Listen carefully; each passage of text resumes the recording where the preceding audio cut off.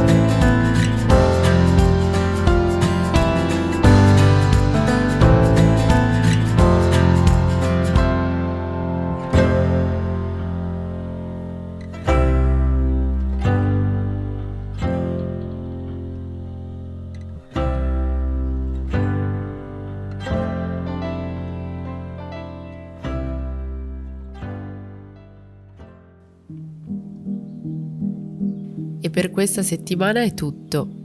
Ora il nostro giardino è finalmente pronto per l'estate e possiamo tornare ad occuparci dei lavori in casa.